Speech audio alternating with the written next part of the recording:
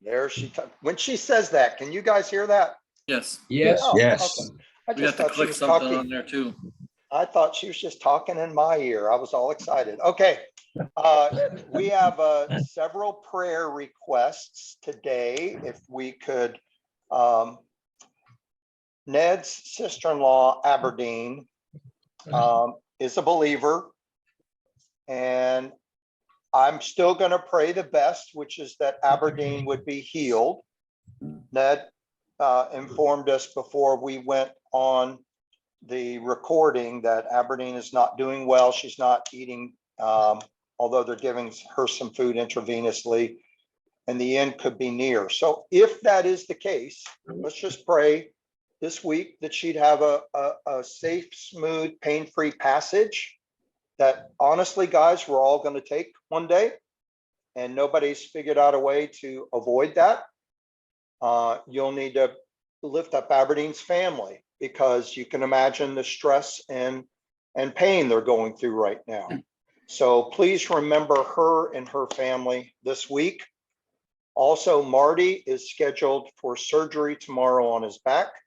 We pray also that Marty's surgery goes just picture perfect, and his recovery goes picture perfect, and he's back with us again next week. So those are the two things that people let me know about before the broadcast. I also wanted to acknowledge Ron. Ron has a question that he's going to try to stump the Shell answer man this morning with a 5-minute discussion question. I didn't say hello to Bill. Hey, Bill. Hey, Paul. Bill's bundled up for winter because he lives in North Florida, unlike me, where I live in South Florida, and I'm wearing my bathing suit. So, Ron, go ahead, take yourself. That's too much information. That's too much information. I told my pastor, I said, you're special because I wear underwear on Sunday. All right, go ahead, Ron. When I go to church, I don't wear my bathing suit, so it's a big deal. I wear cargo shorts and underwear, so that's like getting dressed up. Go ahead, Ron. What's your question or discussion? Okay, well, 8 or 9 years ago, way before breaking bread, I was reading my way through the Bible, and I got to this story of Paul in this book of Galatians, and I was somewhat upset by what I was reading. I came home and discussed it with my mother-in-law, who discusses my Bible stuff with me. And if you put yourself in the position of, I guess we call them Judaites, Judaizers. that Paul is discussing with. So if you're one of those people and you're trying to follow Jewish law, and some of the Jewish laws are fine, I would think. So they're trying to do that, and they're trying to be Gentiles at the same time. It's kind of a mixture. So here comes Paul, and Paul says, listen, guys, I've been chosen, and here's the message I want to give you. And this is straight from Jesus. And if you hear anything from anybody else, it doesn't matter who it is, you listen to me, you don't listen to them. That's his message. So if I'm one of that populace, what would I think about that? That, I mean, isn't that pretty arrogant to say, I'm the only one, only listen to me, even if somebody comes and tells you the same thing I'm telling you, you listen to me. I just couldn't get over the arrogance of that. And I just wondered if you could respond to that. Sure. All right. So it does come off as arrogant, no doubt. When he says, I've got the direct call, right? I wasn't taught by men. We're going to teach on this today, actually, Ron, and I did not pay Ron to set this up. But this is exactly what the back half of chapter 1 talks about. I think there's two elements that I'd like to direct you to. Number one is the truth. Paul was telling the truth. Yeah. That if you add something to the simple message of salvation by faith, you are not adding anything to the gospel, you are going down a horribly wrong path. So I understand the guy and his passion for keeping the Galatians on track when they had veered off course. Second point would be, it wasn't just Paul. As we go through the history, and you're going to get a little bit of this today, Paul's message was confirmed by all the leaders in the early church, including Peter, including James, the brother of Jesus. Later in history, in about 2 or 3 years, Paul is going to go before the Jerusalem Council and stop this train of thought that you can continue to be follow all the Jewish customs and laws in regard to salvation and have salvation by faith. It's not a dual prong, it's one or the other, and he'll make that clear today. It's one or the other. Now, understand the Judaizers were Jews, they weren't Gentiles. They were going to the Gentiles and saying, hey, you can't be saved by faith alone. You have to be saved by faith and following all these Jewish laws, especially the rite of circumcision. And that's a totally erroneous message.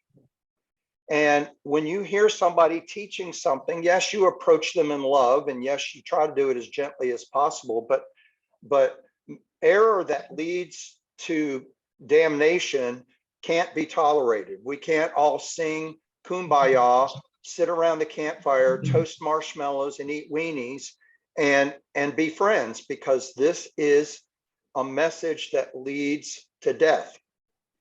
So Paul is responding to these Jews who were Christians who had gotten it wrong, and now they're going and spreading this error around other churches.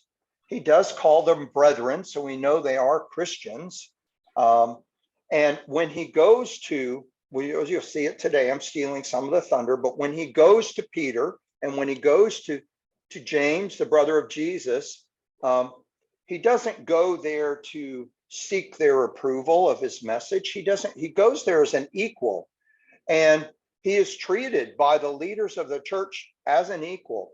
They did not doubt Paul's calling. So the story he's telling, Ron, as fantabulous as it is and as arrogant sounding as it is the truth. Paul was called specifically and specially directly by Jesus Christ, not through he didn't receive the gospel through the other apostles or the other disciples or through men. He received it directly from Jesus. And the gospel he received is the same gospel that all the early church leaders had. Remember, Peter was the one who went to Cornelius's house, a Jew. What was the centurion's name? Help me out. Dana, you're on mute. Cornelius. It was Cornelius. Yeah. So Peter had already reached out to Gentiles. Peter had already had this vision of a sheet coming down filled full of all kinds of foods that Jews weren't allowed to eat, and God is telling him to eat. God is trying to make a point to Peter. This message that you've been given is not just for the Jew, it's for all mankind. It's to fulfill the role that Jews were always supposed to have, which is to be a blessing to the whole world and not be this little inclusive conclave where we don't mingle with them and Gentiles are dogs and we don't have anything to do with them. Paul just simply gets the message right the first time around. He later has to correct Peter. And guess what? Peter and him don't get into an argument over it. Peter realizes he's gone back and started to impose rules upon simple salvation by faith. And he backs off, and the Jerusalem Council rules in Paul's favor and goes, nope, he's right. We're wrong. We started to go down this path again. So yes, does he seem brusque? Yes. Does he seem arrogant? Yes. Is his claim like, what, how can you back up a claim when you said you got it directly from God? There's no proof of that, but it all turned out to be true. So when you look at Paul, it's like, I know how he comes off sometimes, but I also know, is he saying the truth or not? And the answer is, he is telling the truth. These Judaizers were spreading error that leads to death, which in that error is salvation is not by faith and faith alone. Salvation is by faith accompanied by certain works related to being a good Jew, especially circumcision. And that completely demeans the work of Jesus Christ. It completely demeans God's plan. It completely insults what Christ did on the cross and the sacrifice that he made for us. It's saying it's insufficient. It's insulting. And I think if you want to get Paul's ire up, insult Jesus and his sacrifice on the cross, because that's what he was all about. Thank you. Bill? Yeah, it sounds like arrogance, but it's actually passion. He has tremendous passion, but it sounds like arrogance. I understand that, but it's his passion. He has tremendous passion, and almost like despair, trying to convince people that one, Jesus could come at any moment and they had to be saved. All right. So let's go on to the teaching. When we went through chapter 1, Paul is addressing the church at Galatia. Now, as you know, I said Galatia is a region. It actually comprised of multiple churches. His letter was probably circulated around these churches after he wrote it. One of you asked, I think Marty asked last week, we don't know if his letter was effective. We have no history of what happened to the churches at Galatia after this letter was received, but we do know Paul's efforts to squelch this error in the church were successful, because by the time you get to around AD 55, AD 60, this has completely died out as an issue in the church. Okay. Nobody is trying to add to salvation through faith, through following works of being a good Jew and making Gentiles do this. This has completely gone away within 5 to 8 years after Paul writes this letter. So Paul is addressing the Galatians, and we're going to continue. And again, Ron, with this kind of brusque manner, but again, he is upset. He loves the Galatians, but he is very upset with them that they have turned away from the truth so quickly. He writes in verse 10, chapter 1, verse 10. For do I now persuade men or God? Or do I seek to please men? For if I still pleased men, I would not be a bondservant of Christ. Now, the idea here behind this, it's almost an awkwardly worded sentence. The idea is that God is Paul's audience, not man. God is doing this because he is trying to please God, and he's speaking first to God and not to man. He says, he asked this rhetorical question, or do I seek to please men? Paul's first obligation, as far as he's concerned, is to please God, not to please men. He refused to shape his message just to please the audience. He was more concerned about making sure his message pleased God. Now, it's not specifically said, it's kind of implied. You kind of get a sense that Paul is making a contrast between himself and the Judaizers. Like the Judaizers were telling the Galatians something that tickled their ears, something that pleased them, something that was welcome in their hearing. Now, what did we say? One of the chief things about religion and about false messages is they appeal to man's pride. What is it about the gospel that offends most people? It brutalizes man's pride. The gospel says, hey, you're dirt, you'll never be anything but dirt, you're not good enough. Boy, that will get people worked up. The gospel says, know your place, know God's place, but know this, God loves you so much, he'll bridge that gap and he'll save you. That's the simple gospel message, but it is offensive to most. And what the Judaizers were telling these people appealed to them, because it's not just faith anymore. It's faith, but also, hey, we can do this and we can do this, and if you don't do that, you're not saved. And so you can get circumcised and you can eat certain meats and you can observe certain holidays. And now it puts the burden and the onus back on the individual for his own salvation.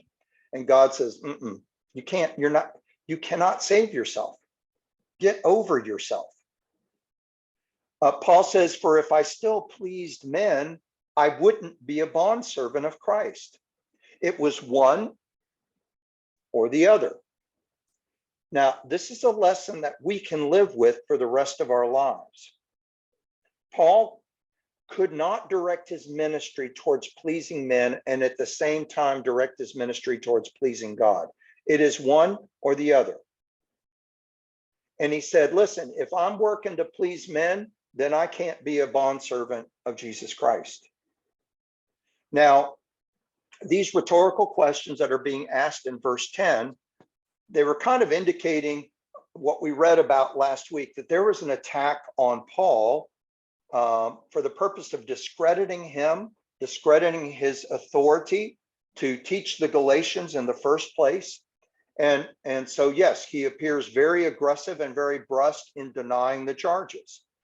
Paul was not softening his truth to these people just because it was unwelcome so that he could win them back. He's not going to change the message. The message is the message. And if the message offends you, I'm sorry, the message offends you. Paul loved them, but wasn't willing to change the message in order to curry their favor and get them to return to him. Very simply put, Paul's loyalty to Christ and his sufferings for Christ were evidences that he wasn't seeking man's approval, but what he was listening for is what we all should be listening for, which is well done, good and faithful servant when our journey here is through. He had no desire to please anybody but Jesus Christ. So this kind of goes off of what Ron was asking at the beginning, and you can feel the fire and you can feel Bill says, the passion that's coming across as he's addressing these Galatian believers. Verses 11 and 12. But I make known to you, brethren, and here's some, so they're still believers, guys. Just because they've strayed doesn't mean they've lost their salvation at this point. But I make known to you, brethren, that the gospel which was preached by me is not according to man. Now, this is what Ron was talking about. For I neither received it from man, nor was I taught it, but it came through the revelation of Jesus Christ. So in contrast to the message brought by the Judaizers, this different gospel, Paul's message was not through people, but it was directly from God. And again, that may come off sounding as arrogant unless it's true. And in this case, it's true.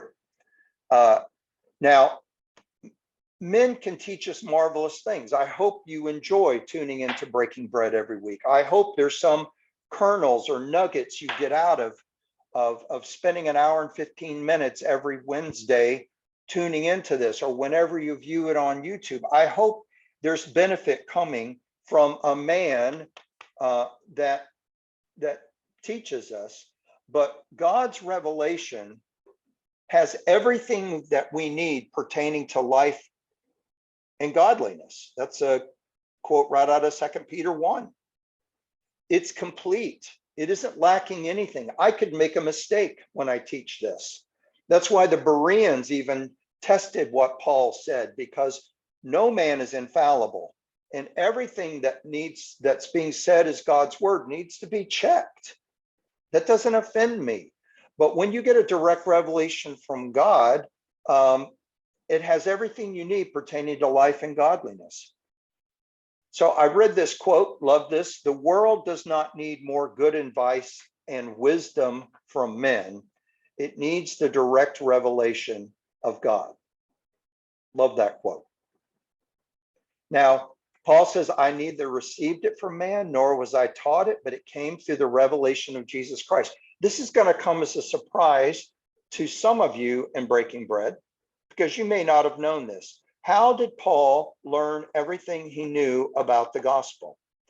Now, he persecuted Christians, so he would have picked up something about their theology just through the active act of trying to kill them and shut down the church. But we have zero information, and we have about Paul receiving instruction from anybody. Basically, let me just say Paul's experience with the gospel was unique. Now, there are other men in the Bible who've received, and women who've received direct revelation from God, but 99.9% of us receives the gospel from someone else. Going back to Romans 10 says this is the most common way we all receive the gospel message, is through an intermediary, through another person. But Paul wasn't normal in this respect.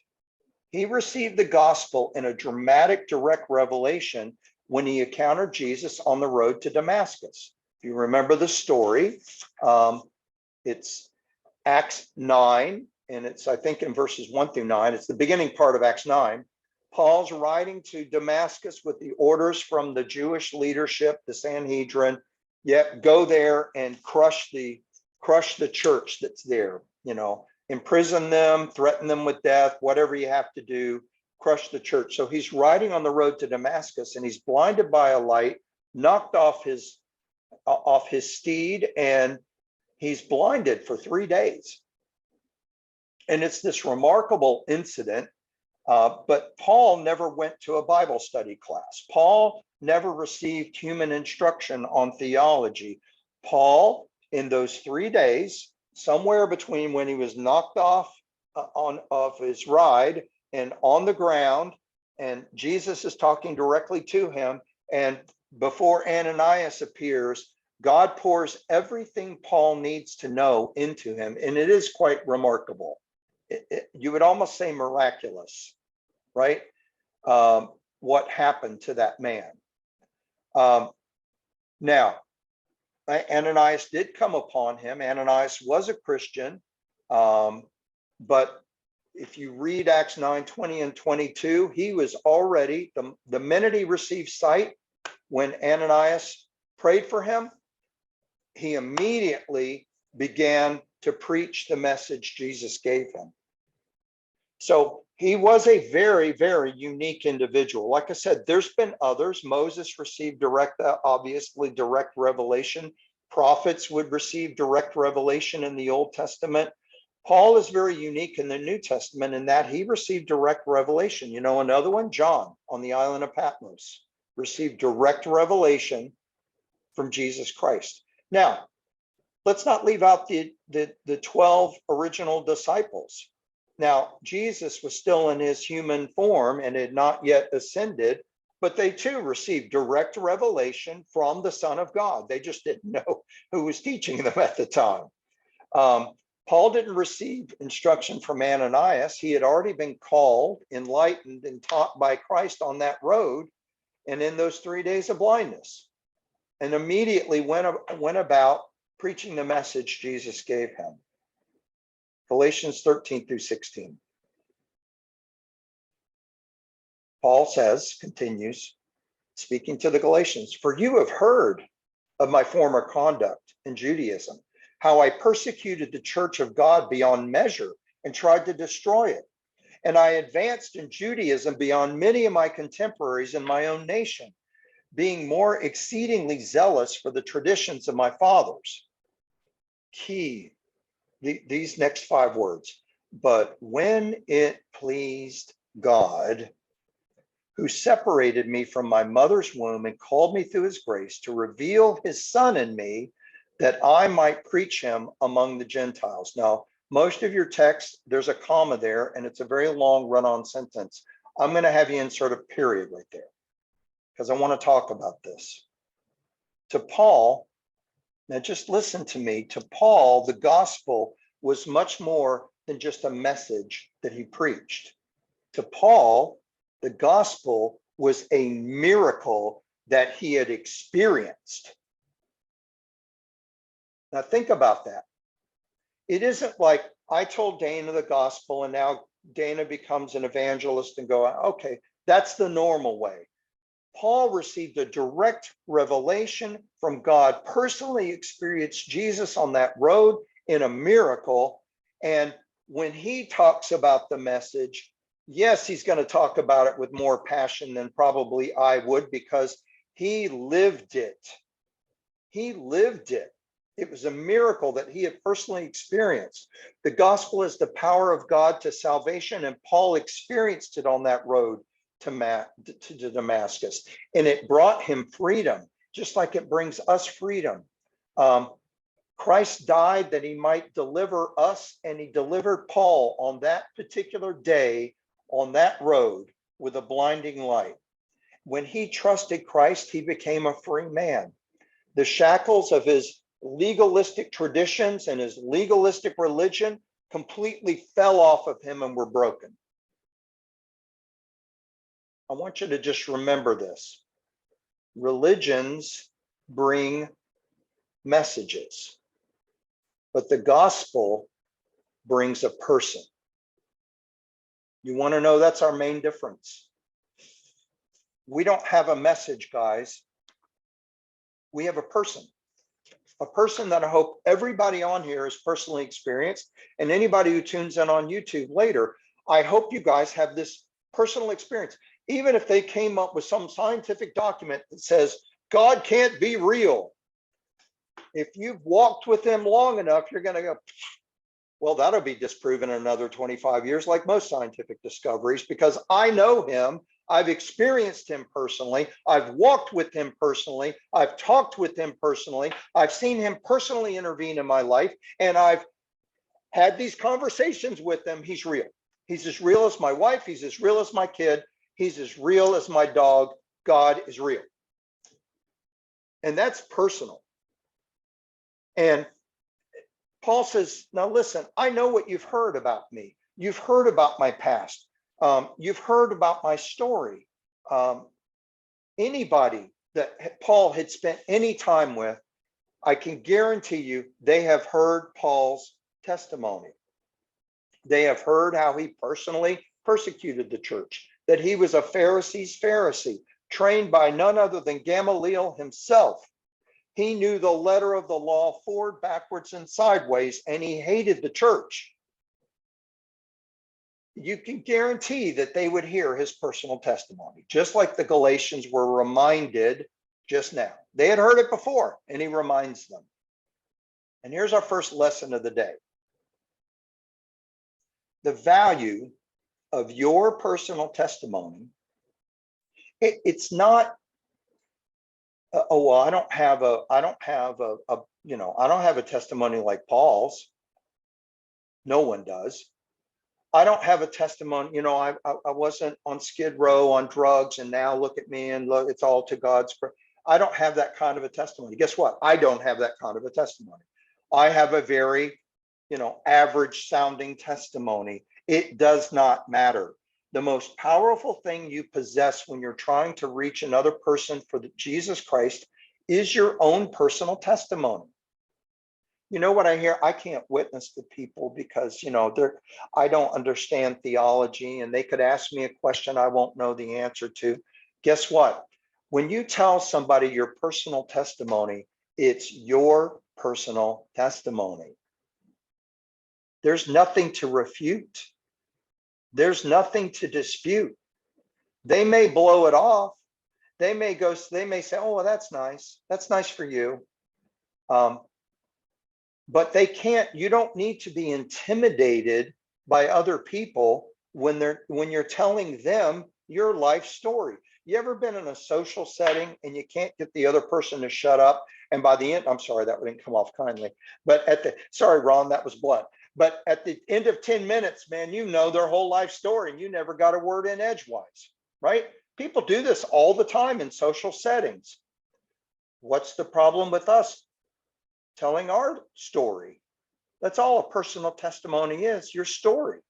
But the central theme of your story is the before and the after. And maybe you weren't a drug user, drug addict on Skid Row.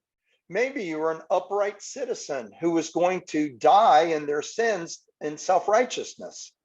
But you have a story, and there's people your story will relate to.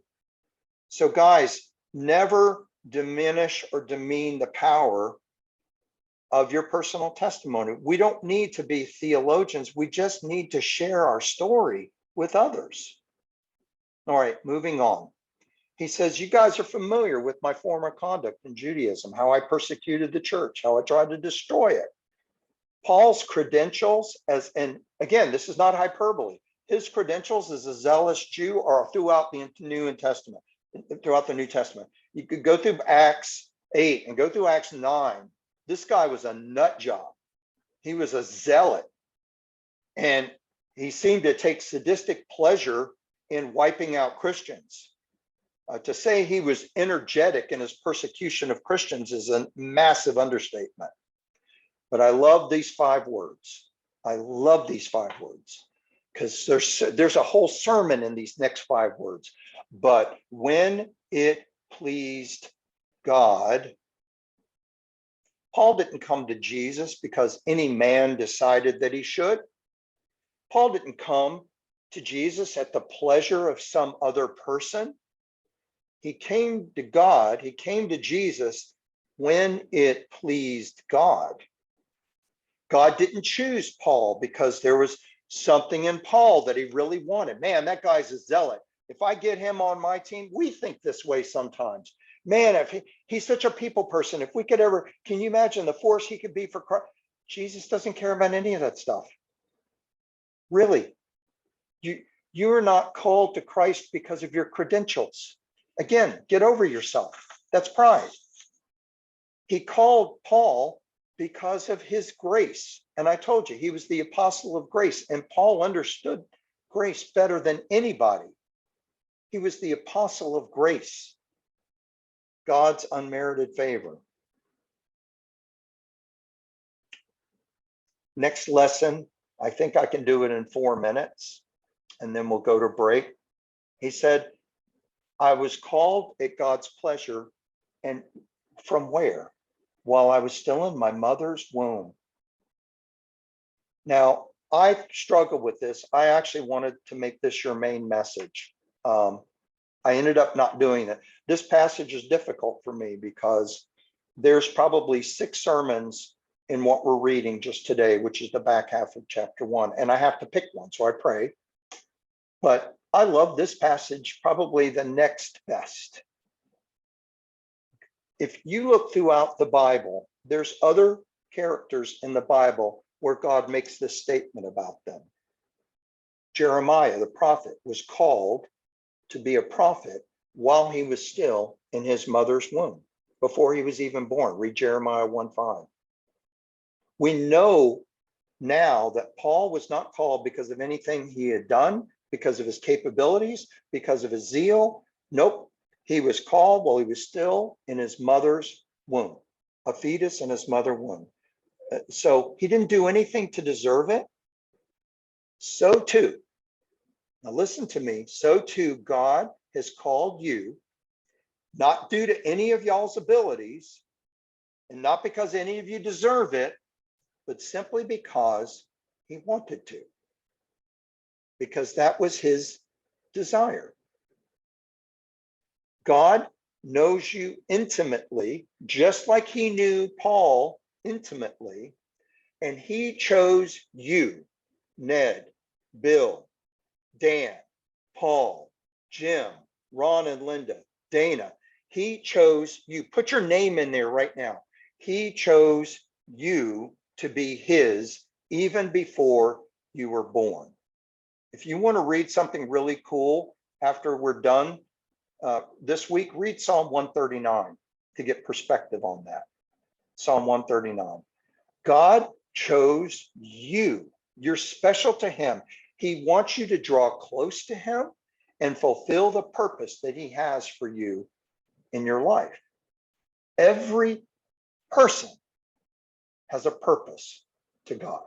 Every person has value to God.